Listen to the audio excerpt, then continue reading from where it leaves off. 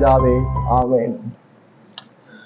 இந்த நாளும் கூட நாம் விசேஷமாக வேதம் குடும்பத்தை குறித்து என்ன போதிக்கிறது என்பதை குறித்து நாம் படிக்க இருக்கிறோம்.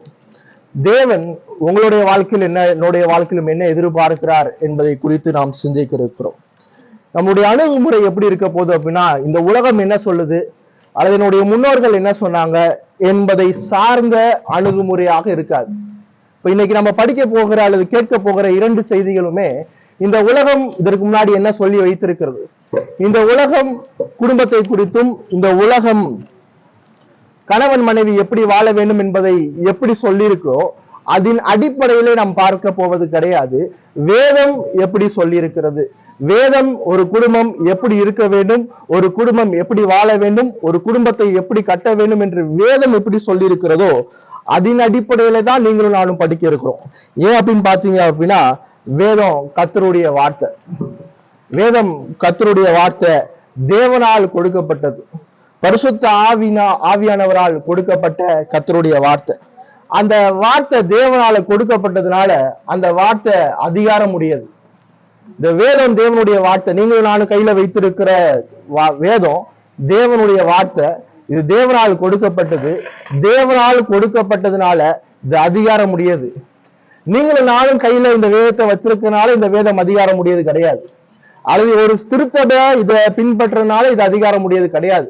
அது வரலாற்று தோறும் இந்த புத்தகத்தை படித்து இந்த புத்தகத்திலிருந்து அநேக காரியங்களை கற்றுக்கொண்டார்கள் என்பதனால இந்த வேதம் அதிகாரம் உடையது கிடையாது. இந்த வேதம் கர்த்தருடைய வார்த்தை, தேவனால் கொடுக்கப்பட்டது, ஆகவே இது அதிகாரம் உடையது. வேதம் அதிகாரம் உடையது என்று பார்க்கும்போது மனிதனை சார்ந்து இது அதிகாரம் உடையது என்று சொல்லக்கூடாது. நீங்களும் நானும் கையில வைத்திருக்கிறது இது தேவன் கொடுத்ததுனால, இது தேவனுடைய வார்த்தையாக இருப்பதனால அது அதிகாரம் உடையதாக இருக்கிறது. இது அதிகாரம் உடையதாக இருக்கிறது. இந்த வேதம் தவறில்லாததா இருக்கிறது. ஏன் வேதத்திலிருந்து குடும்பத்தை குறித்து படிக்கிறோம் அப்படின்னா, இந்த வேதத்துல சொல்லப்பட்ட எல்லா சத்தியமும் தவறில்லாதது. அதுல ஒரு இடத்துலயும் கூட பிழை இல்லை. இது ஒரு இடத்துல கூட மாற்றி சொல்லல. அடுத்து பார்க்கும்போது பிழை இல்லை என்று சொல்லும் போது அது மட்டுமே உண்மையானது. இந்த வேதம் மட்டுமே என்னுடைய குடும்ப வாழ்க்கையை கட்டுவதற்கு உண்மையான சத்தியத்தை கொண்டிருக்கிறது. இந்த வேதத்துல மட்டும்தான் நான் என்னுடைய குடும்பத்துல ஒரு கணவனாக, ஒரு மனைவியாக, ஒரு பிள்ளையாக எப்படி வாழ வேண்டும் என்ற சத்தியத்தை உண்மையாக கொண்டிருக்கிறது இந்த வேதம். அதனாலதான் இந்த வேதத்தை பத்தி சொல்லும்போது நம்ம சொல்றோம், இந்த வேதம் போதுமானது. என்னுடைய குடும்பத்துல 1000 பிரச்சனை இருக்கலாம், என்னுடைய குடும்பம் சீரழிஞ்சு போயிருக்கலாம், அல்லது நான் ஒரு கணவனாக, அல்லது நீங்க ஒரு மனைவியாக, அல்லது ஒரு பிள்ளைகளாக வேதம் எதிர்பார்க்காத முறையில் நீங்க வாழ்ந்து கொண்டிருக்கலாம். ஆனா உங்களுடைய குடும்பத்தை சீரமைப்பதற்கு, உங்களுடைய குடும்பத்தை கட்டுவதற்கு இந்த வேதம் போதுமானது. இந்த வேதம் மட்டும் போதுமானது. அதனாலதான் சொல்றோம், இங்க நம்ம படிக்க போகிற இந்த 2 செய்திகளும் அல்லது நீங்க கேட்க போற இந்த 2 செய்திகளும் வேதத்தின் அடிப்படையில் இருக்க போகிறது. இதை நீங்க முதலாவது தெளிவா புரிஞ்சா மட்டும்தான் இனிமேட்டு பேச போற அனைத்து காரியங்களும் உங்களுக்கு தெளிவாக புரியும். ஒரு அடிப்படை காரியம் நம்ம சொல்லியிருக்கிறோம், இந்த வேதம் என்ன சொல்லியிருக்கிறோம் அதை பேச போறோம். ஏன்னா இந்த வேதம் கடவுளுடைய வார்த்தை, இது அதிகாரம் உடையது, இதுல தவறு இல்லை, இது உண்மையானது. இந்த வேதம் என்னுடைய வாழ்க்கைக்கு போதுமானது. இந்த புரிதலோடு இனி வரும் சத்தியத்தை நம்ம கேட்கலாம். நம்ம வேதத்துல 1 பேதுருவை திருப்பி கொண்டீங்க அப்படின்னா 1 பேதுரு 1ஆம் அதிகாரத்தை திருப்பி கொள்ளுங்கள். 1 பேதுரு 1ஆவது அதிகாரம் 18ஆம் வசனம் சொல்லுது, உங்கள் முன்னோர்களால் பாரம்பரியமாய் நீங்கள் அனுசரித்து வந்த வீணான நடத்தி நின்று அழிவுள்ள வஸ்துக்களாகிய வெள்ளினாலும் பொன்னினாலும் மீட்கப்படாமல். இங்க 1 பேதுரு 1ஆம் அதிகாரம் 18ஆம் வசனத்துல பார்க்கும்போது இங்க சொல்ற காரியம் என்னன்னா, உங்களுடைய முன்னோர்களால் பாரம்பரியமாய் நீங்கள் அனுசரித்து வந்த வீணான நடத்தை.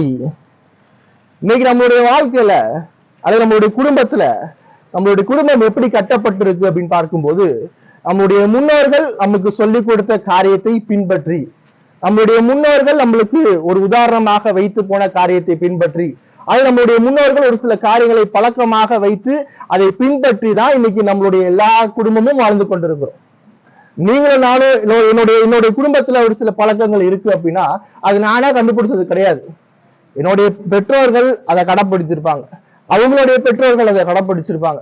அதை பார்த்து பார்த்து பார்த்துதான் நான் அதை பின்பற்றி கொண்டே வரேன். ஆனா வேதம் 1 பேதுரு 1ஆம் அதிகாரம் 18ஆம் வசனத்துல சொல்லுது, உங்கள் முன்னோர்களால் பாரம்பரியமாய் நீங்கள் அனுசரித்து வந்த வீணான நடத்தை. வேதம் என்ன சொல்லுது அப்படின்னா, தேவன் என்ன சொல்றாரு அப்படின்னா, என்னுடைய முன்னோர்கள் பாரம்பரியமாய் வாழ்ந்து அனுசரித்து வந்த அனைத்தும் வீணானது. முதலாவது வேதம் தேவன் என்ன ஒரு தீர்ப்பை கொடுக்கிறார் அப்படின்னா, நாம் பாரம்பரியமாய் என்னுடைய முன்னோர்களுடைய வாழ்க்கையை பார்த்து நான் பின்பற்றி வருவது அது வீணானது என்று தேவன் தீர்ப்பு சொல்றார். இப்ப வீணானதுன்னா என்னது? வீணானது அப்படின்னு பார்க்கும்போது அந்த வார்த்தைக்கான அர்த்தம் மாயை அப்படின்னு சொல்லுவோம். அது பலனற்றது, அது பயனற்றது, ஒன்றுக்கும் புரோஜனமற்றது. ஒன்றுக்கும் புரோஜனமற்றது அப்படின்னா, நான் என்னுடைய நிழலை விரட்டிட்டே போனா அதை பிடிக்க முடியுமா? முடியாது. ஏன்னா அது நிழல், அதை என்ன செய்ய முடியாது, ஒன்றும் செய்ய முடியாது. அது போல என்னுடைய முன்னோர்கள் பாரம்பரியமாய் அனுசரித்து ஒரு சில பழக்கங்களை கொண்டு அதை நான் பின்பற்றி வருவது எந்த புரோஜனமும் மற்றது என்று வேதம் சொல்லுகிறது. இப்ப வேதம் என்ன சொல்லுது அப்படின்னு பாத்தீங்க அப்படின்னா, இதெல்லாம் என்னை தேவனுக்கு நேராக கொண்டு செல்லாது. இந்த வாழ்க்கை முறை, இன்னைக்கு நீங்கள் நானும் வாழ்ந்து கொண்டிருக்கும் இந்த வாழ்க்கை முறை, அது நான் தேவனிடத்திலிருந்து பெற்றுக்கொண்டது அல்ல. நான் தேவனிடத்திலிருந்து பெற்றுக்கொள்ளாமல் நான் இந்த உலகத்திலிருந்து பெற்றுக்கொண்டேன். அந்த உலகத்திலிருந்து பெற்றுக்கொண்டனால நான் என்ன செய்ய முடியாதுன்னா, என்னுடைய வாழ்க்கை மூலமாக தேவனை மகிமைப்படுத்த முடியாது. பாரம்பரியமாய் என்னுடைய முன்னோர்கள் அவர்களுடைய பழக்கத்தை நான் பின்பற்றி வரேன் அப்படின்னா, என்னையால் ஒருபோதும் தேவனை பிரியப்படுத்தி மகிமைப்படுத்தி வாழ முடியாது. இன்னைக்கு எல்லாரும் குடும்பமா இருக்கீங்க. குடும்பங்கள்ல அநேக பிரச்சனை உண்டு. விசேஷமா கணவன் மனைவிக்கிடையே உண்மையான சமாதானம் இல்லை. இது உண்மை. இது எல்லாருடைய குடும்பத்துல இருக்கிற ஒரு பிரச்சனை. கணவன் இடத்துல போய் கேட்டா மனைவியை பற்றி அநேக குறைகள் சொல்லுவாங்க. என்னுடைய மனைவி சரியில்லை, என்னுடைய மனைவி என்ன செய்யறாங்க அப்படின்னா ஒழுங்கா வாழல, என்னுடைய மனைவி என்ன இடத்துல அன்பு செலுத்தல, என்னுடைய மனைவி எனக்கு கீழ்ப்படியல, என்னுடைய மனைவி அக்கறை விட்டு இருக்கிறாங்க, ரொம்ப செலவு பண்றாங்க, எனக்கு தெரியாம அநேக காரியங்கள் செய்யறாங்க அப்படின்னு நிறைய குறை சொல்லுவாங்க. அதே போல கணவனை பற்றி மனைவிட்ட போய் கேட்டோம் அப்படின்னா, மனைவி தன்னுடைய கணவனை குறித்து நிறைய குறை சொல்லுவாங்க. என்னுடைய கணவன் ஒழுங்கா வீட்டுக்கு வர மாட்டாரு, சம்பாதிக்கிறத ஒழுங்கா சேர்த்து வைக்க மாட்டாரு, காசு தர மாட்டாரு, பொறுப்பு இல்லாம இருக்கிறாரு, இன்னும் சரியான முதிர்ச்சிக்கு நேரா வரல அப்படின்னு சொல்லுவாங்க. கணவனும் மனைவியும் சேர்ந்து என்ன சொல்லுவாங்கன்னா, தன்னுடைய பிள்ளைகளை பத்தி சொல்லுவாங்க. என்னுடைய பிள்ளைகள் எப்படி இருக்காங்கன்னா ரொம்ப ஊதாரித்தனமா இருக்காங்க, அவளுடைய எதிர்கால வாழ்க்கையை குறித்து எனக்கு ரொம்ப கவலையா இருக்கு அப்படின்னு சொல்லுவாங்க. அடுத்து குடும்பத்துல பாத்தீங்கன்னா பொருளாதார பிரச்சனை நிறைய. எனக்கு காசு பத்தல, எனக்கு காசு தேவையா இருக்கு, என்னுடைய அன்றாட தேவைக்கு எனக்கு என்ன செய்யல அப்படின்னா காசு இல்லை அப்படின்னு சொல்லிட்டு இருக்கிறாங்க. அடுத்து பார்க்கும்போது கணவன் மனைவிக்கிடையே உண்மைத்தன்மை இல்லை. உண்மையா இருவருக்கு இருவர் கணவனும் மனைவியும் உண்மையா வாழ்றது இல்லை, போலியா வாழ்ந்து கொண்டிருக்கிறோம். அநேக காரியங்களை கணவன்கிட்ட மறைக்கிறோம், அநேக காரியங்களை மனைவிட்ட மறைக்கிறோம். அடுத்து பாத்தீங்கன்னா கணவனும் மனைவியும் பொறுப்பற்றவர்களா இருக்கிறாங்க. தன்னுடைய வாழ்க்கையை பொறுப்பாக வாழ்கிறது இல்லை, உண்மையான அன்பு இல்லை, சந்தேகப்படுறது, கணவன் மனைவியை சந்தேகப்படுறது, மனைவி கணவனை சந்தேகப்படுறது. அடுத்து பாத்தீங்கன்னா இச்சை, சொத்து மீது ஆசை, பணத்தின் மீது ஆசை, இதனுடைய குடும்பத்துல மேலோங்கி இருக்கிறது. அடுத்து பாத்தீங்கன்னா நம்மளுக்கு போதும் என்ற மனம் இல்லாமல் கடன் வாங்கி நம்ம வாழ்ந்துகிட்டு இருக்கோம். கடன் வாங்குறோம், நிறைய கடன் வாங்குறோம், கடன் வாங்கிட்டு அதை திரும்பி செலுத்த முடியாம பிரச்சனை இருக்கு. போதும் என்ற ஒரு மனதோடு தேவனுக்கு கொடுத்த காரியத்துல நான் சந்தோஷமா என்னால என்ன செய்ய முடியல, வாழ முடிகிறது இல்லை. அடுத்து பாத்தீங்க அப்படின்னா இன்னும் இதெல்லாம் ஒரு பிரச்சனையோட ஒரு மேலாட்டம். இன்னும் சொல்லப்பட முடியாம அநேக பிரச்சனைகள் நம்மளுடைய குடும்பத்துக்குள்ள இருந்துகிட்டேதான் இருக்கு. இப்படிதான் நீங்களும் நானும் வாழ்ந்துட்டு இருக்கோம். இந்த பிரச்சனை முத்தி போகும்போது கணவனும் மனைவி என்ன டிசைட் பண்றாங்க அப்படின்னா பிரிஞ்சிடலான்றாங்க. நம்ம பிரிஞ்சு வாழ்ந்துடலாம். இன்னைக்கு விவாகரத்து ரொம்ப ஃபேமஸா பேசப்பட்டது. எல்லா செலிபிரிட்டிஸும் இன்னைக்கு என்ன செஞ்சுட்டு இருக்கான், விவாகரத்து பண்ணிட்டு இருக்கிறான். அது ஒரு பிரச்சனையாகவே என்ன செய்ய மாட்டேது, இந்த சமுதாயத்தினால் கருதப்பட மாட்டேது. விவாகரத்துக்கு நான் முன்வரேன், அது பாவம், வேதம் அதை சொல்லலை. அடுத்து பாத்தீங்க அப்படின்னா குடும்பத்துல இன்னொரு பிரச்சனை, என்னுடைய வாழ்க்கையில இருக்கிற பிரச்சனைக்கெல்லாம் தீர்வே கிடையாது என்று நினைத்து வாழ்ந்து கொண்டிருக்கோம். அநேக நேரத்தில் நீங்களும் அப்படிதான் இருக்கிறோம். என்னுடைய குடும்பத்துல இருக்கிற பிரச்சனைகளுக்கு தீர்வே கிடையாது. யார் என்ன சொன்னாலும் என்ன செய்ய முடியாது, அதை சரி பண்ண முடியாது. என்னுடைய குடும்ப பிரச்சனை எனக்கு மட்டும் தான் தெரியும். அதுக்கு தீர்வுலாம் காண முடியாது என்று நம்மளே என்ன செஞ்சுக்கிறோம், ஒரு செட் ஆஃப் திங்ஸ்குள்ள வந்துக்கிறோம். அந்த தீர்வு இல்லாத பிரச்சனையோடு தொடர்ச்சியா வாழ்ந்துட்டு இருக்கிறோம். இப்படி வாழும்போது குடும்பத்துல எப்படி வாழ்றோம் அப்படின்னா, கணவன் மனைவி என்ன சொல்றாங்க அப்படின்னா, உன் வாழ்க்கையை நீ வாழு, என் வாழ்க்கையை நான் வாழ்றேன், என் வாழ்க்கையில நீ தலையிடாத, உன் வாழ்க்கையில நான் தலையிட மாட்டேன், நீ சம்பாரி, உன் காசுல நீ வாழு, நான் சம்பாதிக்க என் காசுல நான் வாழ்றேன். ஆனா இந்த சமுதாயத்திற்காக அல்லது பிள்ளைகளுக்காக நீங்க நானும் கணவன் மனைவியா வாழ்றோம் அப்படின்ற ஒரு முடிவுக்குள்ளாக போயிடுறாங்க. இன்னைக்கு நடக்கிற சூழல் இதுதான். இன்னைக்கு இருக்கிற குடும்பத்தினுடைய நிலைப்பாடு இதுதான். தேவன் எதிர்பார்க்கிற வகையில கணவன் மனைவியாக வாழ முடிவதில்லை. இன்னைக்கு இந்த சமுதாயத்திற்காக கணவன் மனைவி நடித்து கொண்டிருக்கிறார்கள், மாய்மாலமாய் வாழ்ந்து கொண்டிருக்கிறார்கள். இது எல்லாருடைய வாழ்க்கையிலும் இந்த பாதிப்பு இருக்கிறது. இப்படி மாய்மாலமா வாழ்கிறனால குடும்பத்துக்குள்ள பாவம் வளர்கிறது. இப்படி மாய்மாலமா வாழ்றனால குடும்பத்துக்குள்ள பிரச்சனைகள் கூடுகிறது. இப்படி மாய்மாலமா வாழ்றனால விபச்சாரம் கூடுகிறது. மாய்மாலமா வாழ்றனால ஆபாச படத்தை பார்ப்பது கூடுகிறது. மாய்மாலமாய் வாழ்கிறதுனால ஓரின சேர்க்கை கூடுகிறது. மாய்மாலமாய் வாழ்கிறதுனால என்னுடைய ஆசையை நிவர்த்தி செய்ய முடியலன்ட்டு இஷ்டத்துக்கு என்ன செய்யறான் அப்படின்னா பணத்தை செலவழிக்கிறான். தன்னோட இஷ்டத்துக்கு அவன் வாழ்ந்து கொண்டிருக்கிறான். இப்படிப்பட்ட விளைவு குழந்தைகள் ஒழுக்கமற்று வளர்க்கப்படுகிறார்கள். மாய்மாலமாய் வாழ்கிற பெற்றோர்களால் அவர்களுடைய பிள்ளைகள் ஒழுக்கக்கேடாக வீம்பாக வளர்கிறார்கள், ஒழுக்கக்கேடான வாழ்க்கைக்கு வழிவகுக்கிறார்கள். கணவன் மனைவி ஒழுங்கா இல்லாதனால அவருடைய குழந்தைகளுடைய வாழ்க்கை ரொம்ப மோசமாக பாதிக்கப்பட்டு கொண்டிருக்கிறது. இதுல கிறிஸ்தவ குடும்பத்துக்கு மட்டும் விதி விலக்கல்ல. அநேக கிறிஸ்தவ குடும்பம் இப்படிப்பட்ட சூழல்ல தான் இருக்கு. அநேக கிறிஸ்தவ குடும்பத்துல நான் சொன்ன இவ்வளவு பிரச்சனைகளும் இருக்கு. அநேகர் தன்னை விசுவாசி என்று சொல்கிறார்கள். அநேகர் தன்னை தேவனை பின்பற்றுறேன், நான் சர்ச்சுக்கு போறேன், நான் டெய்லி வேதம் வாசிக்கிறேன், நான் டெய்லி ஜோம் பண்றேன் அப்படின்னு சொல்றாங்க. ஆனா இவங்களுடைய எல்லாருடைய வாழ்க்கையிலும் மாய்மாலமாய் கணவனும் மனைவியும் வாழ்ந்து கொண்டிருக்கிறாங்க. சிலர் சொல்றாங்க என்னுடைய பிரச்சனைக்கு என்ன கிடையாது, தீர்வு கிடையாதுன்னு சொல்றாங்க. ஆனா அவர்கள் ஒருபோதும் வேத பக்கமாய் திரும்புவதில்லை. குடும்பத்துல பிரச்சனை இருக்கு. இப்படிப்பட்ட பிரச்சனை கிறிஸ்தவ குடும்பத்துக்கு விதிவிலக்கல்ல. திருச்சபைக்கு போறவங்க, இயேசுவை விசுவாசிக்கிறேன்னு சொல்றவங்க, தினந்தோறும் வேதம் வாசிக்கிறவங்க, ஜோம் பண்றவங்களுடைய வாழ்க்கையிலும் இப்படிப்பட்ட பிரச்சனை இருக்கு. இப்படிப்பட்ட விசுவாசி என்று சொல்லுகிற கணவன் மனைவியும் மாய்மாலமாய் வாழ்ந்து கொண்டு தன்னுடைய பிரச்சனைக்கு தீர்வே இல்லை என்று சொல்லி வாழ்ந்து கொண்டிருக்கிறார். தீர்வே இல்லை என்று சொல்லுகிறவருடைய வாழ்க்கையில் ஒரு கேள்வி, என்னைக்காவது உங்களுடைய பிரச்சனைக்கு வேதம் பக்கம் திரும்பி இருக்கிறீர்களா? உங்களுடைய பிரச்சனைக்கு தீர்வு வேதத்தில் இருக்கிறது என்ற விசுவாசம் இருக்கிறதா? அதனாலதான் நம்ம ஆரம்பத்துல சொன்னோம், வேதம் போதுமானது. வேதம் என்னுடைய பிரச்சனைக்கு தீர்வை கொடுப்பதற்கு போதுமானதா இருக்கிறது. வேதம் அதிகாரமுடையதா இருக்கிறது. வேதம் போதுமானதாய் உண்மை உள்ளதாய் என்னுடைய பிரச்சனைக்கான தீர்வை கொடுக்கிறதா இருக்கு. இதுதான் நீங்க அடுத்த செய்தியில கேட்க போறீங்க. வேதம் கணவன் மனைவி எப்படி வாழ வேண்டும் என்று சொல்லுகிறது. கணவன் எப்படிப்பட்டவன், மனைவி எப்படிப்பட்டவள் என்று வேதம் என்ன சொல்லுகிறது என்பதான் கேட்க போறோம்.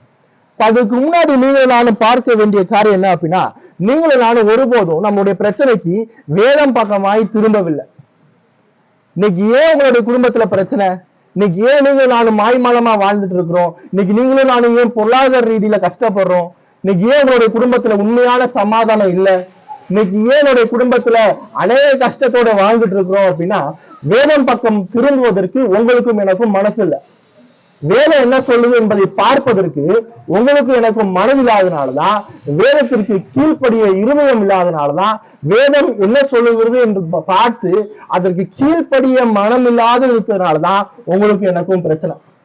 உங்களுடைய குடும்பத்துல என்னுடைய குடும்பத்துல இருக்கிற பிரச்சனைக்கு காரணம் இந்த சமுதாயம் கிடையாது, அது உங்களுக்கு கல்யாணம் பண்ணி வச்சவங்க கிடையாது, அது உங்களுடைய மனைவி கிடையாது, அது உங்களுடைய கணவன் கிடையாது, உங்களுடைய பிள்ளைகள் கிடையாது, நீங்க வாங்கின கடன் கிடையாது. பிரச்சனை என்ன அப்படின்னு பாத்தீங்கன்னா, பிரச்சனை நீங்களும் நானும் வேதம் சொல்வதை கேட்பதற்கும் வேதம் சொல்வதற்கு கீழ்ப்படிவதற்கும் நான் என்னுடைய இருதயத்தை நான் என்ன செய்யல, ஆயத்தப்படுத்தல. வேதம் சொல்லிட்டு போகுது, வேதத்துல இருக்கட்டும், ஆனா நான் இப்படிதான் வாழ்வேன் என்று வாழுகிற இந்த நிலைப்பாடுதான் உங்களுடைய என்னுடைய வாழ்க்கையில இருக்கிற எல்லா பிரச்சனைக்குமான காரணமாக இருக்கிறது. உங்களுடைய குடும்பம் என்னுடைய குடும்பம், இந்த உலகத்துல இருக்க அநேக குடும்பங்கள் சீரழிந்து இருக்கிறது. இந்த சீரழிந்து இருக்கிற இந்த குடும்பத்தை சரி பண்ணணும்னா வேதம் மட்டும்தான் சரி பண்ண முடியும், வேற யாராலையும் சரி பண்ண முடியாது. வேதம் என்ன போதிக்கிறதோ அதை கேட்டு அதற்கு கீழ்ப்படியும் போது மட்டும்தான் என்னுடைய குடும்பத்தில் இருக்கிற பிரச்சனைகள் எல்லாம் தீர்வாகும். மற்றபடி நீங்க எந்த பாதை எடுத்தாலும், ஒருவேளை கவுன்சிலிங் போலாம், ஒருவேளை கணவன் மனைவி இன்னும் அதிக ஓப்பனா 2 பேரும் பேசிக்கலாம், ஒருவேளை குடும்பமா எங்களுடைய குடும்பத்துல இருக்கிற பிரச்சனை எல்லாம் சரியானு சொல்லி ஒரு ட்ரிப்பு போலாம், ஃபேமிலியா ஒரு ட்ரிப்பு போலாம், இனிமேட்டு ஒற்றுமையா இருப்போம். ஆனா திரும்பி பிரச்சனை வரும், திரும்பி அவங்களுடைய குடும்பத்துல கணவன் மனைவிக்கிடையே பிரச்சனை வரும். அது நிரந்தர தீர்வு ஆகாது. எப்ப தீர்வாகும் அப்படின்னு பார்க்கும்போது வேதம் என்ன சொல்லுது, வேதத்துக்கு நான் கீழ்ப்படியும் போது மட்டும்தான் தேவன் நம்முடைய இருதயத்துல செயல்பட்டு குடும்பத்துல சமாதானத்தையும் ஒற்றுமையும் தருவார். குடும்பத்துல ஒற்றுமையும் சமாதானமும் வேணும் அப்படின்னா எல்லாரும், குடும்பத்தில் இருக்கிற அனைவரும் வேதம் பக்கமாய் திரும்ப வேண்டும். வேதம் பக்கமாய் திரும்பணும் அப்படின்னா அடிப்படையிலே வேதம் குடும்பத்தை குறித்து என்ன சொல்கிறது என்பதை நாம் பார்க்கணும். முதலாவது நம்ம அடிப்படையில ஆதியாகமத்திலிருந்து நம்ம பார்க்க போறோம். அடிப்படையில தேவன் எப்படி ஆணையும் பெண்ணையும் படைத்தார், குடும்பம் எப்பொழுது தோன்றினது, தேவன் அந்த குடும்பத்தை படைக்கும் போது ஆணுக்கும் பெண்ணுக்கும் எப்படிப்பட்ட பொறுப்பை தேவன் படைப்பிலே கொடுத்தார் என்பதை தெரிந்தால் மட்டும்தான் அதுக்கு நேராக நாம் பயணிக்க முடியும். அடிப்படையே தெரியாம என்னையால் ஒருபோதும் சரியான பாதைக்கு என்ன செய்ய முடியாது, போக முடியாது. இப்ப எந்த ஒரு லாங்குவேஜ் படிக்கிறீங்க, ஒரு இங்கிலீஷ் படிக்கிறீங்க அப்படின்னா ஃபர்ஸ்ட் என்ன படிப்போம், எடுத்தோடனே சென்டென்ஸ் வாசிக்க மாட்டோம், எடுத்தோடனே கிராமருக்குள்ள போக மாட்டோம், எடுத்தோடனே அடிப்படை அல்பாபெட்ஸ் என்ன, எத்தனை அல்பாபெட் இருக்கு என்பதை நம்ம பார்ப்போம். அதே போல வேதமும் தான் குடும்பம் எங்க அடிப்படையிலே ஆரம்பமாகிறது என்பதை நாம் தெரிந்தால் மட்டும்தான் அந்த குடும்பத்தை சரியாக கட்ட முடியும். முதலாவது பார்க்கும்போது ஆதியாகமம் சொல்லுகிறது தேவன் குடும்பத்தை படைப்பில் வேரூற்றினார் என்று பார்ப்போம். குடும்பமானது படைப்பில் வேரூன்றியது. ஆதியாகமம் முழுவதுமாக பார்க்கும்போது முதல் 2 அதிகாரத்துல பாத்தீங்கன்னா, முதல் 2 அதிகாரத்துல தேவன் இந்த உலகத்தை எப்படி படைத்தார், 2வது அதிகாரம் விசேஷமாக ஆதாமையும் ஏவாளையும் படைத்து அவர்களுக்கு கொடுத்த கட்டளைகள் என்ன என்பதுதான் இந்த முதல் 2 அதிகாரங்கள் சொல்கிறது. இந்த ஆதியாகமம் யாருக்கு எழுதப்பட்டுச்சு அப்படின்னு பார்க்கும்போது, இந்த ஆதியாகமம் இஸ்ரவேல் ஜனங்கள் வனாந்தரத்தில் இருக்கும்போது, இந்த வனாந்தரத்தில் இருக்கிற அந்த இஸ்ரவேல் ஜனங்களுக்கு எகிப்திலிருந்து என்னை மீட்டு கொண்டு வந்த தேவன் யார் என்பதை விளக்கப்படுத்தும்படியாக இந்த ஆதியாகமம் எழுதப்பட்டது. எகிப்திலிருந்து மீட்டு கொண்டு வந்து வனாந்தரத்தில் இருக்கிற ஜனங்களுக்கு என்னை மீட்டு கொண்டு வந்த தேவன் யார் என்பதை சொல்வதற்காக தான் ஆதியாகமம் எழுதப்பட்டது. ஆதியாகமத்தை நீங்க முழுசா வாசித்தீங்கன்னா, 50 அதிகாரத்தை வாசித்தீங்கன்னா தேவன் யார் என்பதை தான் தொடர்ச்சியாக சொல்லிக் கொண்டிருக்கிறது. அதற்கான பதிலை தான் நம்ம முதல் 3 அதிகாரத்துல பார்க்கலாம். முதல் 3 அதிகாரத்துல சொல்லுது தேவன் படைத்தவர், தேவன் எல்லா வல்லமையும் கொண்டவர், தேவன் எல்லா ஞானத்தையும் கொண்டவர், தேவன் நித்தியமானவர், இந்த எல்லா மகிமையும் எல்லா ஞானத்தையும் எல்லா வல்லமையும் பெற்ற இந்த தேவன் மனிதனை படைத்தார். அடிப்படையா புரிஞ்சுக்கணும், நம்மை படைத்த தேவன் ஒரு சாதாரணவர் அல்ல. உங்களையும் என்னையும் படைத்த தேவன் மகிமையானவர், உங்களையும் என்னையும் படைத்தவர் மேன்மையானவர், அவர் சர்வ அதிகாரம் உடையவர், அவர் சர்வ வல்லமையுடையவர், அவர் ஞானம் உள்ளவர், அவர் நித்தியமானவர். இந்த தேவன் உங்களையும் என்னையும் படைத்தார். தேவன் எப்படி மனுஷனை படைத்தார்? ஆதியாகமம் 1 அதிகாரம் 26, 27 வசனத்துல நீங்க வாசிக்கலாம். ஆதியாகமம் 1 அதிகாரம் 26, 27 வசனம். பின்பு தேவன் நமது சாயலாகவும் நமது ரூபத்தின்படியும் மனுஷனை உண்டாக்குவோமாக, அவர்கள் சமுத்திரத்தின் மச்சங்களையும் ஆகாயத்து பறவைகளையும் மிருக ஜீவன்களையும் பூமி அனைத்தையும் பூமியின் மேல் ஊறும் சகல பிராணிகளையும் ஆளக்கடவர்கள் என்றார்கள். தேவன் தம்முடைய சாயலாக மனுஷனை சிருஷ்டித்தார். அவனை தேவ சாயலாகவே சிருஷ்டித்தார். ஆணும் பெண்ணுமாகவே அவர்களை சிருஷ்டித்தார். அடிப்படையில பார்க்கும்போது வேதம் சொல்லுது, தேவன் என்ன செஞ்சார் அப்படின்னா, மனிதனை படைப்பதற்கு முன்பாக ஒரு தெய்வீக ஆலோசனை நடந்தது. மனிதனை படைப்பதற்கு முன்பாக திரியேக தேவன் என்ன செய்யறாரு அப்படின்னா, ஒரு ஆலோசனை சொல்றார். எப்படி மனுஷனை படைப்பது? 26 சொல்லுது, நமது சாயலாகவும் நமது ரூபத்தின்படியும் மனிதனை என்ன செய்வோம், உண்டாக்குவோமாக. அடுத்து 27ஆம் வசனத்துல பாத்தீங்க அப்படின்னா, தேவன் தம்முடைய சாயலாக மனுஷனை சிருஷ்டித்தார். அடுத்து இன்னும் ஸ்பெசிபிக்கா, அவனை தேவ சாயலாகவே சிருஷ்டித்தார். அடுத்து பாத்தீங்கன்னா, ஆணும் பெண்ணுமாக அவர்களை சிருஷ்டித்தார். முதலாவது தேவன் மனுஷன் எப்படி படைச்சார் அப்படின்னா, தேவ சாயலாக படைத்தார். இப்ப தேவ சாயல் அப்படின்னு பார்க்கும்போது அது அவருடைய குணாதிசயம். மனுஷனை எப்படி படைச்சிருக்கிறார் என்று பார்க்கும்போது எபேசியர் 4ஆம் அதிகாரம் 24ஆம் வசனத்தை எடுத்தீங்க அப்படின்னா, எபேசியர் 4:24 மெய்யான நீதியிலும் பரிசுத்தத்திலும் தேவனுடைய சாயலாக சிருஷ்டிக்கப்பட்ட புதிய மனுஷனை தரித்துக் கொள்ளுங்கள். மெய்யான நீதியிலும் பரிசுத்தத்திலும் தேவ சாயலாக. இப்ப தேவ சாயல் அப்படின்னா மெய்யான நீதி, அது பரிசுத்தம். அடுத்து கொலோசியர் 3:10 சொல்லுது, அந்த தேவ சாயல் என்பது ஞானம். அப்ப தேவ சாயல் ஆதாமையும் ஏவாளையும் அல்லது ஆணையும் பெண்ணையும் தேவன் எப்படி படைத்தார் அப்படின்னா, பரிசுத்தத்தோடு நீதியோடு ஞானத்தோடு படைத்தார். அங்க பார்க்கும்போது இன்னொரு முக்கியமான விஷயத்தை பார்க்கிறோம். 27ஆம் வசனத்துல, ஆணும் பெண்ணுமாக அவர்களை சிருஷ்டித்தார். ஆணுக்கும் சரி பெண்ணுக்கும் சரி தேவன் தன்னுடைய சாயலை, தேவன் பரிசுத்தத்தையும் நீதியும் ஞானத்தையும் கொடுத்திருக்கிறார். ஆதாமுக்கு மட்டும் பரிசுத்தம் நீதி ஞானம் கிடையாது. ஆதாம மட்டும் தேவ சாயலை படைக்கல, ஆணையும் பெண்ணையும் இருவரையும் சமமாக, இருவருக்கும் தன்னுடைய மதிப்பிடப்பட முடியாத முக்கியமான தேவ சாயலை கொடுத்து என்ன செஞ்சிருக்கிறார், படைத்திருக்கிறார். அப்ப இருவருக்கு என்ன செய்யணும், மரியாதை கொடுக்கணும். அதனால ஆதியாகமம் 9ஆம் அதிகாரம் 5ஆம் வசனத்தை வாசிக்கும் போது, உங்களுக்குள் உயிரோடு இருக்கிற உங்கள் ரத்தத்திற்காக என்ன செய்வேன், பலி வாங்குவேன். தேவனே சொல்றாரு அப்படின்னா, அவனை மனுஷனை தேவ சாயலாக படைத்திருக்கிறார். தேவ சாயலை கொள்ளுகிற மனுஷனுக்கு என்ன இருக்கு, உடனடியாக தண்டனை இருக்கு. ஏன் அது மோசமான பாவம். தேவன் கொடுத்த தேவ சாயல் என்ன செய்யறது, கொலை செய்யறான். அவனுக்கு உடனடியான தண்டனை, மோசமான தண்டனை உண்டு என்று சொல்கிறார். அதே போல நம்ம சங்கீதம் 8ஆம் அதிகாரம் 8ஆம் சங்கீதம் 5ஆம் வசனத்தை வாசிங்க. சங்கீதம் 8:5. நீர் அவனை தேவதூதரிலும் சற்று சிறியவனாக்கினீர், மகிமையினாலும் கனத்தினாலும் அவனை முடிசூட்டினீர். வேதம் என்ன சொல்லுது, மகிமையினாலும் கனத்தினாலும் அவன் என்ன செஞ்சீர், முடிசூட்டினீர். இப்ப தேவன் எப்படி படைத்திருக்கிறார் மனுஷனை, மகிமையினாலும் ஞானத்தினாலும் பரிசுத்தத்திலும் நீதியிலும் என்ன செஞ்சிருக்கிறார், மனிதனை படைத்திருக்கிறார். அடிப்படையாக நீங்கள் நானும் புரிந்து கொள்ள வேண்டியது, நீங்கள் நானும் தேவ சாயலை பெற்றிருக்கிறோம். ஆணுக்கும் பெண்ணுக்கும் தேவ சாயல் கொடுக்கப்பட்டிருக்கு. இருவரும் சமம். தேவன் அப்படிதான் மனிதனை படைத்தார்.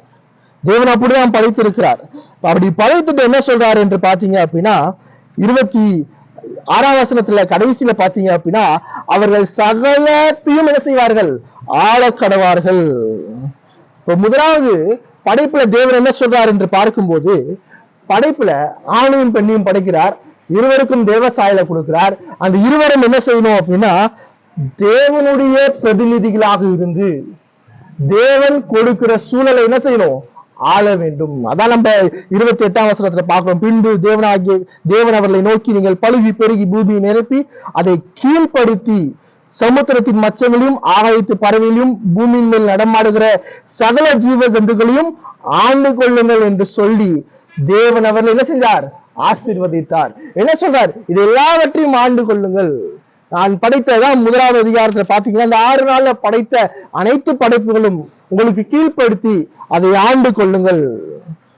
தேவன் ஆதாமுக்கும் ஏவாளுக்கும் ஒரு குறிப்பிட்ட ஒரு சூழலை கொடுக்கிறார்.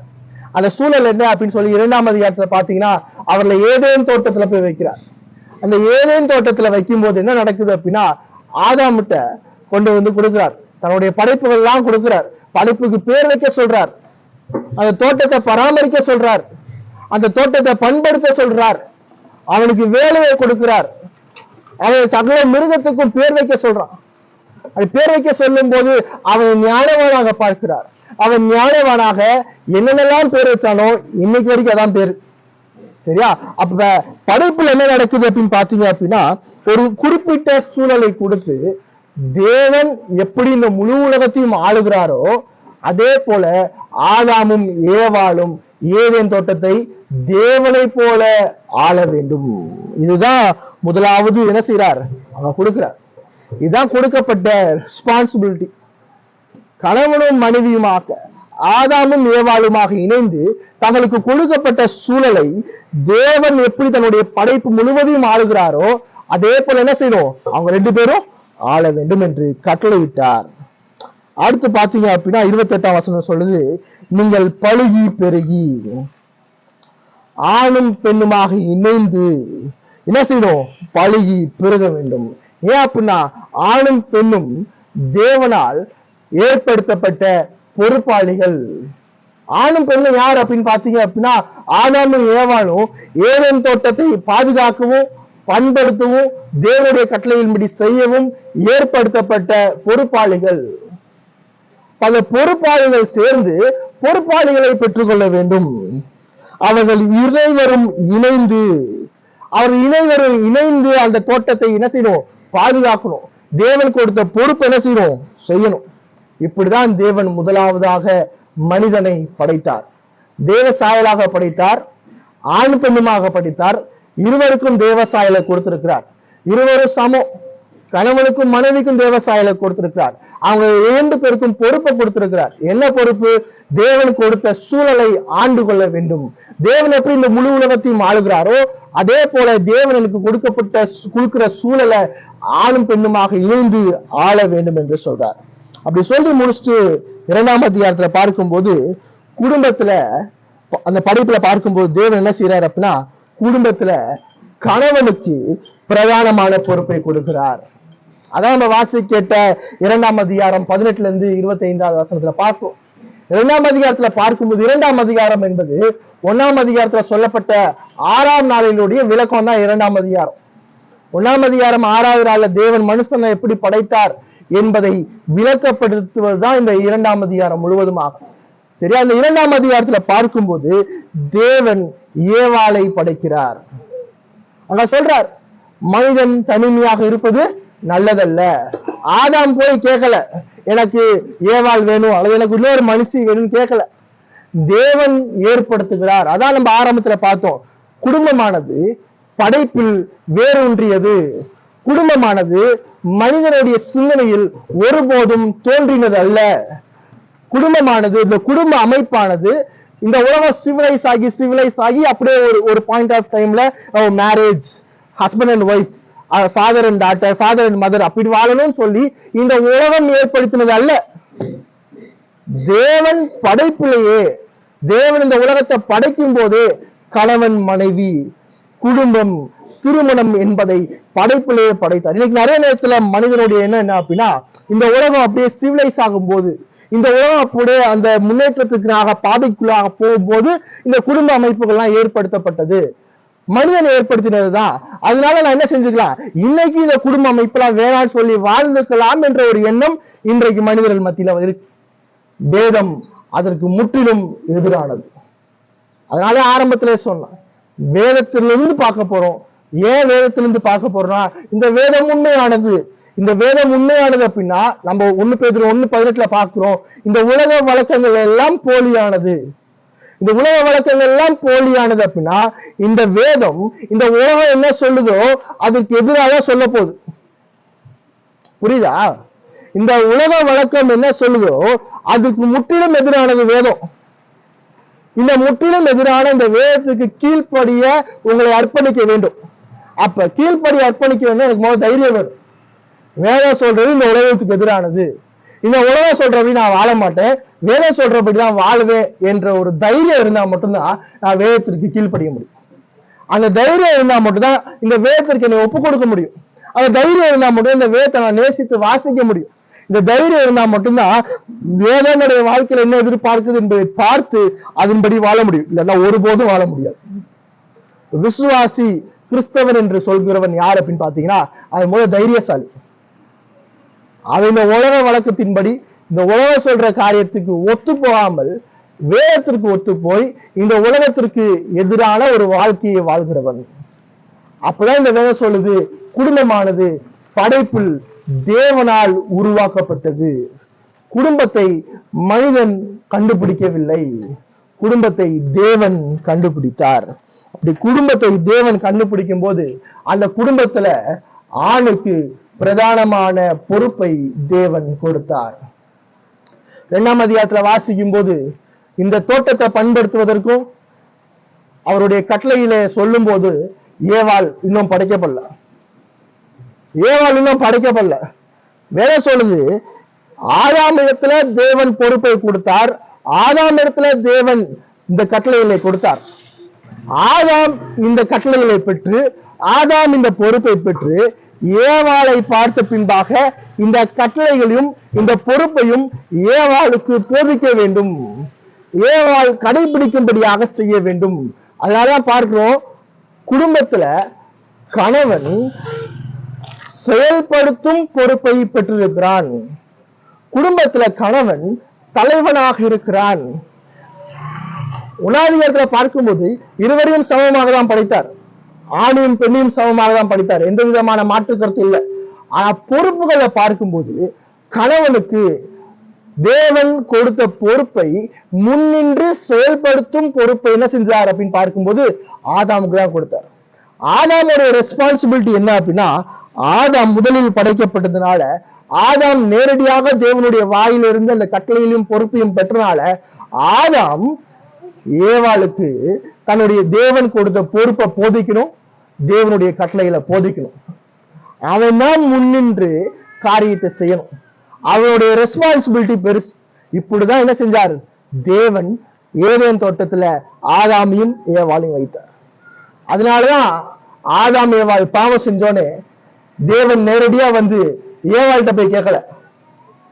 தேவன் யார்கிட்ட போய் கேட்டார், ஆதாமே நீ எங்க இருக்க? ஏன்னா கொடுத்த பொறுப்பு யாருக்கு, ஆதாம். ஆதாம் தலைவனாக, ஆதாம் அந்த செயல்படுத்தும் பொறுப்பை பெற்றிருக்கிறவனாக தன்னுடைய மனைவியை பாதுகாக்க வேண்டிய ஒரு இடம், தன்னுடைய மனைவிக்கு போதிக்க வேண்டிய இடம், அதை விட்டுட்டான். இப்ப ஆதாம் என்ன செய்யணும் அப்படின்னா, ஒரு குடும்ப தலைவன் அல்லது ஒரு கணவன் எப்படி இருக்கணும் அப்படின்னா, செயல்படுத்தும் பொறுப்பை பெற்றிருக்கிறவனாக முதலில் படைக்கப்பட்ட அந்த மனிதன் தன்னுடைய மனைவிக்கு ஒரு தலைவனாக இருக்கணும். அதனால நம்ம 1 கொரிந்தியர் 11ஆம் அதிகாரத்தை பார்த்துக்கோம். 1 கொரிந்தியர் 11ஆம் அதிகாரம் 8ஆம் வசனத்துல பார்க்கும்போது, புருஷன் ஸ்திரீயிலிருந்து தோன்றினவன் அல்ல, ஸ்திரீயே புருஷன் இடத்திலிருந்து தோன்றினவள். புருஷன் ஸ்திரீக்காக படைக்கப்பட்டவன் அல்ல, ஸ்திரீயே யார், புருஷனுக்காக சிருஷ்டிக்கப்பட்டவள். ஒரு விஷயத்த நல்லா தெளிவா புரிஞ்சுக்கணும், ஆணிலிருந்து எடுக்கப்பட்டவன் ஏவாள். சரியா? அப்ப குடும்பத்தை தேவன் எப்படி டிசைன் பண்ணிருக்காரு என்று பாருங்க. அந்த டிசைனை ஃபர்ஸ்ட் புரிஞ்சுக்கணும். அந்த அடிப்படையில பார்க்கும்போது தேவன் குடும்பத்தை உருவாக்குறார், தேவன் குடும்பத்துல பொறுப்புகளை கொடுக்கிறார். தேவன் முதலாவது ஆதாமுக்கு பொறுப்பை கொடுத்தார். அதுக்கப்புறம் ஏவாளை ஆதாம் இடத்துல கொண்டு போய் ஆதாமுக்கு கீழாக இருந்து ஆதாமோடு இருந்து வாழும்படியாக செய்கிறார். அப்ப பார்க்கும்போது அவங்க பார்க்கிறோம், நம்ம 22ஆம் அதிகாரம் 22ஆம் வசனத்துல தேவனாகிய கர்த்தர் தாம் மனுஷனின் எடுத்த விழா எலும்பை மனுஷியாக உருவாக்கி அவளை மனுஷனிடத்தில் கொண்டு வந்தார். அங்க பார்க்கிறோம், அவனுக்கு வேற எல்லாம் செஞ்சு முடிச்சதுக்கு பின்பாக அவனுடைய காலிபர் எல்லாம் டெஸ்ட் ஆனதுக்கு அப்புறம் ஏவாளை கொண்டு போய் என்ன செய்யறார், கொடுக்கிறார். நான் வேற சொல்லுது, குடும்பத்துல ஏவாள் மட்டும்தான் ஏற்ற துணை. தேவன் அந்த பெண்ணை படைக்கும் போது அந்த குடும்பத்தை கொடுக்கும் போது என்ன செய்யறாரு அப்படின்னா, ஒரு ஏவாளை கொடுக்கிறார், ஒரு ஆண் ஒரு பெண். இதுதான் தேவன் ஏற்படுத்தின முறை. ஒரு கணவன் ஒரு மனைவி, இதுதான் தேவன் படைப்புல ஏற்படுத்தின ஒரு நியதி. ஒரு ஆண் 2 பெண்ணை கொடுக்கல, அல்லது ஒரு பெண் 2 ஆணை கொடுக்கல, ஆண் பெண்ணு தான் கொடுத்தாரு. ஆண் ஆணை கொடுக்கல, பெண் பெண்ணை கொடுக்கல. இந்த பேசிக்க நம்ம ஏன் பார்க்கணும் அப்படின்னா, இன்னைக்கு இதெல்லாம் சீரழிந்து போயிருக்கு. இன்னைக்கு மனிதன் ஒரு பெண்ணை திருமணம் செய்யறதுக்கு பயப்படுறான்.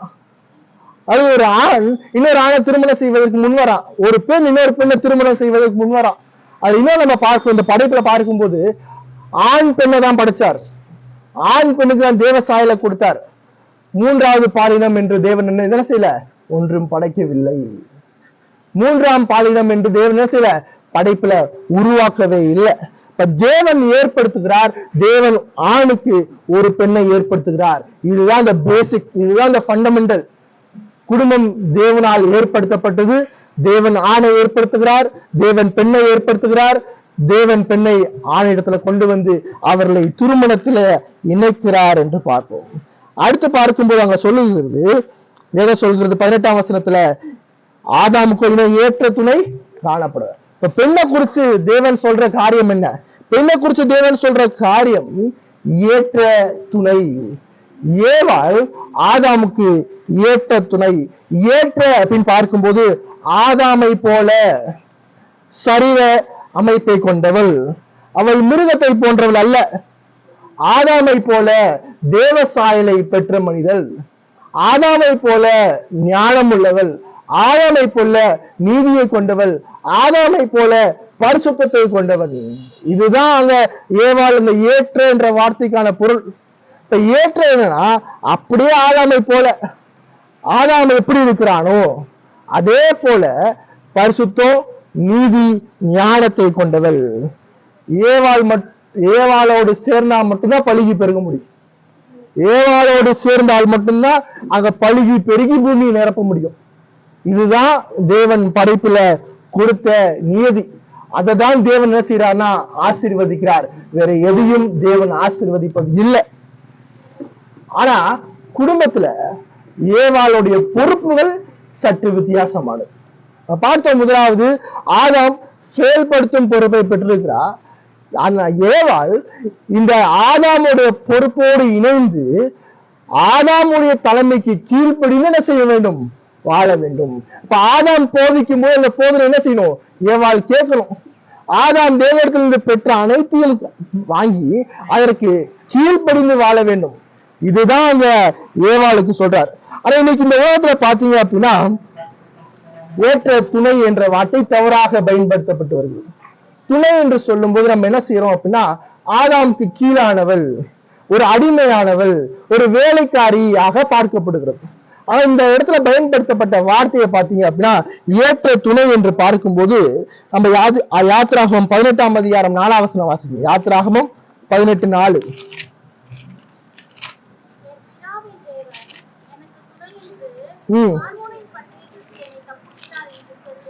என் பிதாவின் தேவன் எனக்கு துணை நின்று. தேவன் எனக்கு துணையா இருக்கிறாருன்னு என்ன அர்த்தம்? தேவன் எனக்கு துணையா இருக்கிறார் அப்படின்னு சொன்னா என்ன அர்த்தம்? எனக்கு ஸ்ட்ரென்த், எனக்கு பலன், நாம் பயப்பட வேண்டிய அவசியம் இல்லை.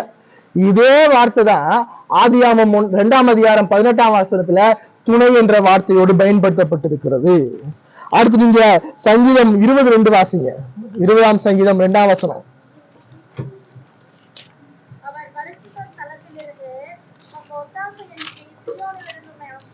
எனக்கு ஒத்தாசை என்ற வார்த்தையும் துணை என்ற வார்த்தையோடு சம்பந்தப்பட்டது. அப்ப தேவன் எனக்கு ஒத்தாசையாக, தேவன் எனக்கு துணையாக நின்று என்ன செய்யறார், அவர் என்னை ஆதரிக்கிறார். இப்ப தேவன் என்னை ஆதரிக்கிறார், மறுபடியும் என்ன அர்த்தம், எனக்கு பலன் வருகிறது, எனக்கு வலு சேர்க்கிறார். அப்ப ஆதாமுக்கு ஏவாள் துணை என்று பார்க்கும்போது ஏவாள் ஆதாமுக்கு வலு சேர்க்கிறவள்.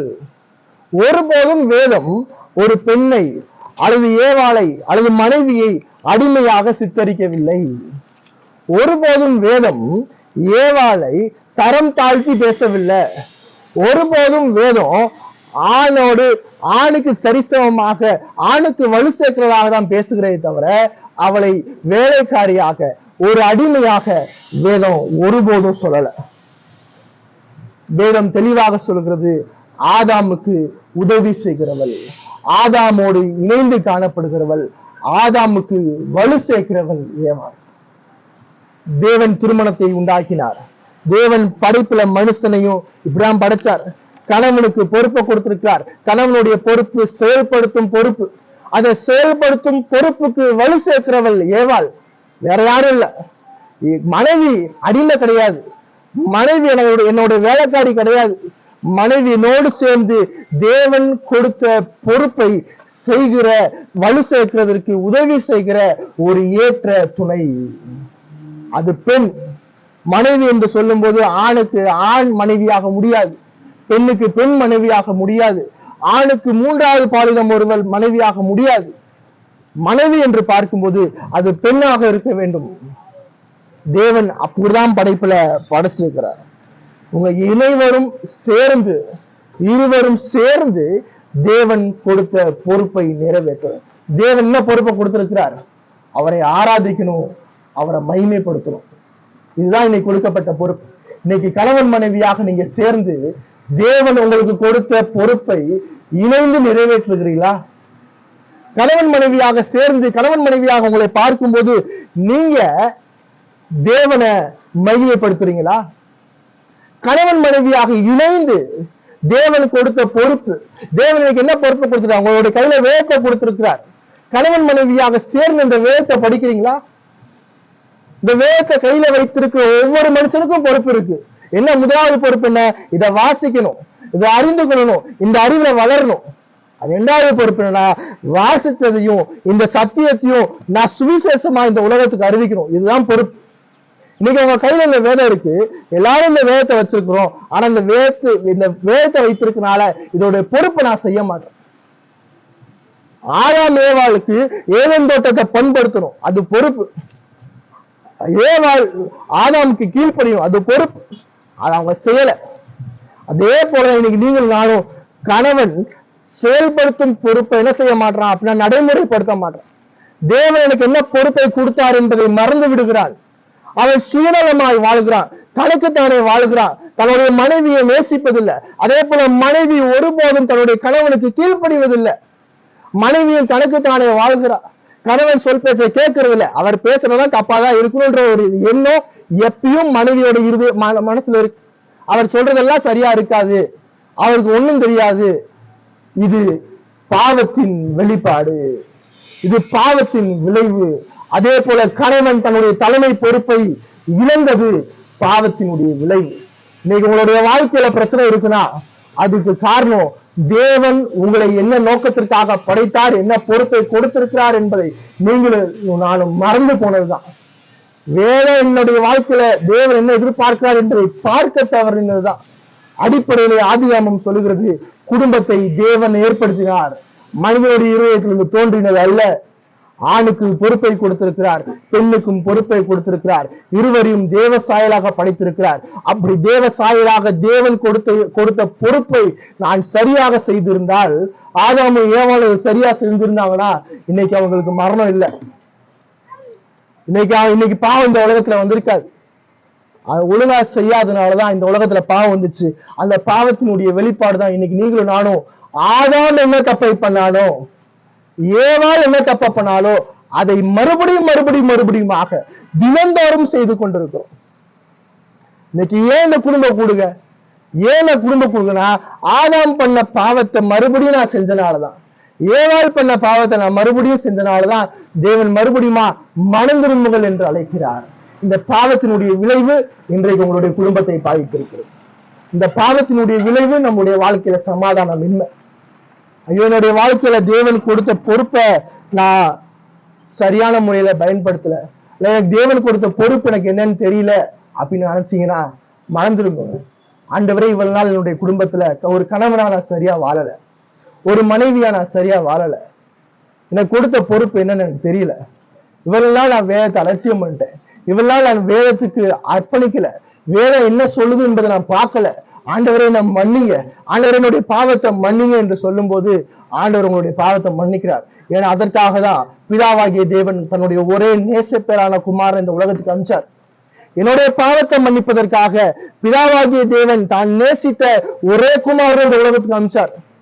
நான் பாவம் செஞ்சுட்டேன், நான் போய் மன்னிப்பு கேட்கல, என்னை மன்னிப்பதற்காக குமாரனாகிய தேவன் இந்த உலகத்துல வந்து உங்களுடைய பாவத்திற்காக என்னுடைய பாவத்திற்காக சிலுவையிலே மரித்தார். அவர் சிலுவையில மரித்தது இன்றைக்கு வரைக்கும் வல்லமையுடையது. இன்னைக்கு ஏன் மன்னிப்பை கேளுங்க அப்படின்னு சொல்றோம் அப்படின்னா, சிலுவையில இயேசுவினுடைய மரணம் இப்போ இந்த நொடி வரைக்கும் வல்லமையுடையதாக இருக்கு. அவருடைய வருகை வரைக்கும் அந்த மரணம் வல்லமையுடைய அவரை நோக்கி கூப்பிடுகிற எல்லாருக்கும் அவர் மன்னிப்பை கொடுக்கிறார். ஆண்டவரே பாவத்தை மன்னிங்க, ஆண்டவரே நான் மோசமான பாவி, நீர் எனக்கு கொடுத்த பொறுப்பை எனக்கு நான் செய்யல, ஒரு கணவனாக ஒழுங்கா வாழல, ஒரு கணவனா என்னுடைய குடும்பத்தை ஒழுங்கா நடத்தல, நீர் என்ன நோக்கத்திற்காக என்னை படைத்தீரோ அந்த நோக்கத்தை நான் நிறைவேற்றல, ஒரு மனைவியாக என்னுடைய கணவனுடைய பேச்சை நான் கேட்கல, கீழ்ப்படியில என்னுடைய கணவனை நான் நேசிக்கல, ஆண்டவரே நான் மன்னிச்சிருங்க, இனிமேட்டாச்சும் ஒழுங்கா வாழ உதவி செய்யுங்கன்னு சொல்லும் போது தேவன் உங்களுடைய பாவத்தை மன்னிக்கிறவரா இருக்கிறார். உங்களுடைய வாழ்க்கையில் இருக்கிற பிரச்சனை நம்ம அடிப்படையிலேயே கோட்டை விடுறோம். அடிப்படையிலேயே கோட்டை விடுறதுனாலதான் வாழ்க்கை முழுமையாக பாதிக்கப்பட்டு கொண்டே இருக்கிறது. வேதம் அடிப்படையை சொல்லுது, தேவன் குடும்பத்தை ஏற்படுத்தினார். தேவன் குடும்பத்தை ஏற்படுத்தி தேவன் கணவனுக்கு பொறுப்பை கொடுத்திருக்கிறார், மனைவிக்கு பொறுப்பை கொடுத்திருக்கிறார். கணவனும் மனைவியுமாக இணைந்து தேவனுடைய பொறுப்பை செய்ய தேவன் உங்களுக்கும் எனக்கும் கிருபை பாராட்டுவராக. ஆமென்.